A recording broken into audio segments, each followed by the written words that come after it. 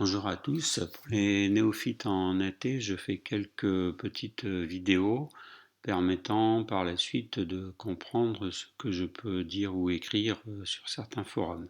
Je précise que je suis un analyste amateur et que je n'ai aucun droit de donner des conseils d'ordre ou de vente d'une action.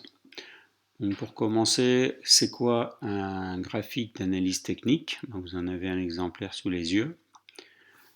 Je travaille avec des graphiques ProRealTime car c'est certainement un des plus utilisés, mais je n'ai aucun bénéfice à faire de la publicité pour l'un plus qu'un autre éditeur.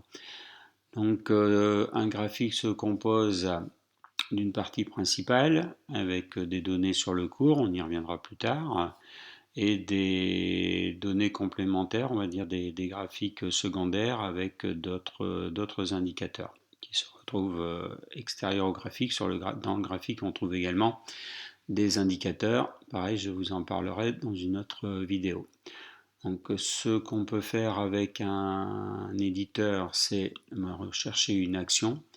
Possibilité d'avoir des actions. Actuellement, je travaille beaucoup sur l'action, personnellement, sur l'action Athos. C'est pour ça que je la retrouve facilement. Il suffit de faire une recherche. Par exemple, allez, on va prendre la BNP. Graphique BNP, voilà, vous avez le graphique BNP. Ensuite, ici, vous avez ce qu'on appelle une unité temps, unité. Donc, on est en une minute. On peut demander un graphe en une heure. On peut demander un graphe sur une semaine. Et de ça, on peut tirer des analyses techniques, donc hebdomadaires, journalières, mensuelles, ou sur pour les gens qui travaillent en intraday sur une minute, voire même moins. On peut aller sur un tick, c'était à chaque fois qu'il y a une opération de réaliser. Ensuite, on a le nom d'unité temps sur lequel on veut voir ces actions. Sur 1000 unités, sur 100 unités, sur 50 unités. Donc voilà pour ce qu'est un graphe d'analyse technique. Bon, chaque analyste a son graphe. Moi j'utilise celui-là. Je vous parlerai ensuite de ce que je mets dedans.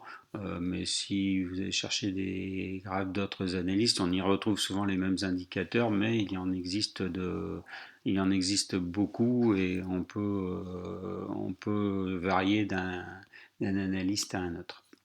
Voilà, je vous retrouve pour la suite dans la vidéo suivante. Au revoir.